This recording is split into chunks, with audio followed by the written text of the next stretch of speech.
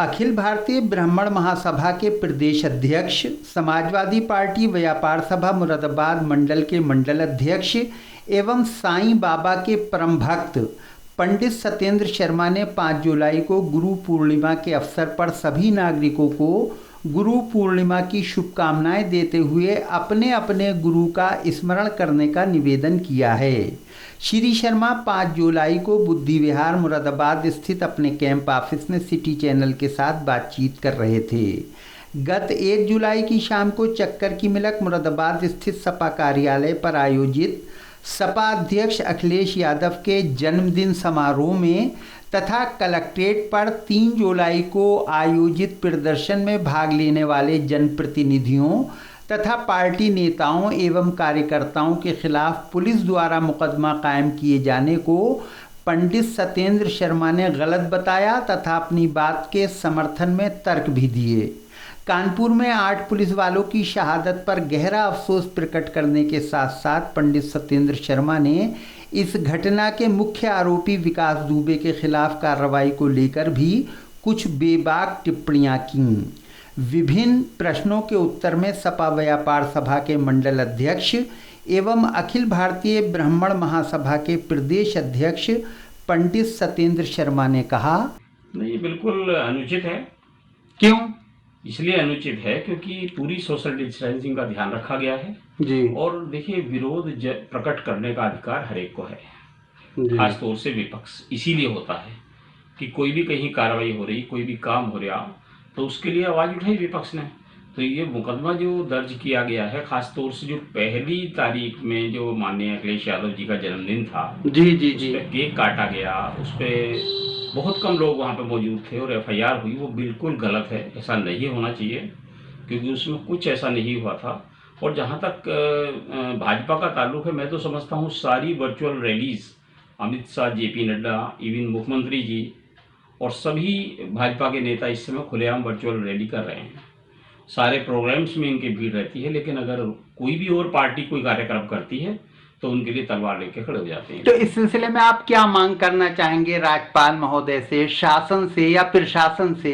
क्या नीति अपनानी चाहिए? मैं तो ये कह सकता हूँ, इसमें बिल्कुल स्पष्ट नीति होनी चाहिए, हर एक के लिए एक सा होना चाहिए। विरोध प्रकट करने का अधिकार तो हर एक को हमेशा रहता है।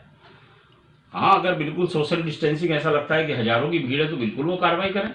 मुश्किल से उस दिन 400-500 आदमी थे। देखिए, घटना तो बेहद दुखद है जी। मुझे भारी दुख है, जो भी पुलिसकर्मी इसमें शहीद हुए हैं जी, उनका बड़ा भारी अफसोस हमें है जी। और हम उन्हें श्रद्धा सुमन अर्पित करते हैं, उन्हें नमन करते हैं। वो शहीद हुए हैं, लेकिन मैं कहूँगा ये कहीं ना कहीं सरकार की और प्रशासन की पोल खोल रहे हैं। जी जी जी, उसकी विफलता है, उसकी विफलता है। प्रशासन मतलब पूरी तैयारी से ही नहीं अपनी टीम को भेज पाया वहाँ।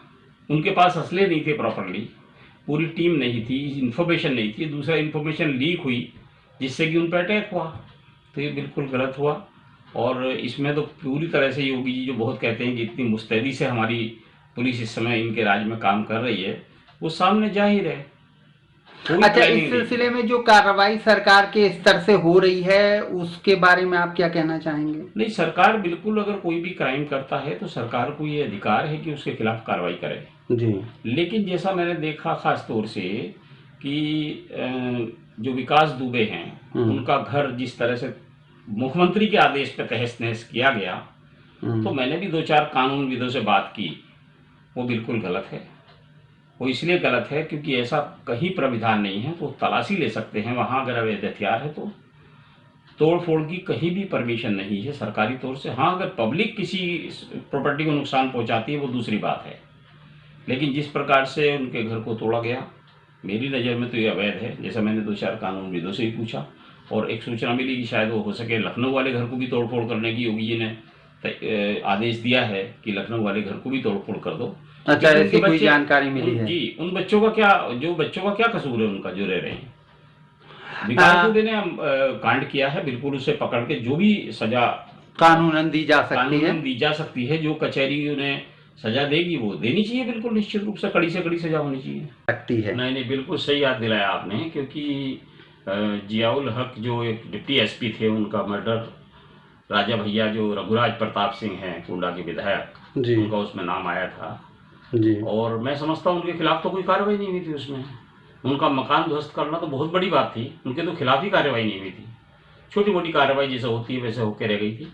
और यहाँ पे अगर इन्होंने किया है, ठीक है, पुलिसकर्मियों के साथ ऐसा किया तो बिल्कुल अपराध बनता है, लेकिन घर को तहस नहस करने वाली कार्रवाई ये मैं समझता हूँ वैधानिक रूप से तो बिल्कुल है नहीं और कानूनन गलत है। मतलब इसकी कोई पुरानी नज़ीर नहीं मिलती। बिल्कुल नहीं है, बहुत होना ही बहुत नहीं चाहिए ऐसा। ये सब सर। नहीं, मैं तो ये कहूँगा आज गुरु पूर्णिमा है, बहुत ही सुंदर दिन है, बाबा का दिन है।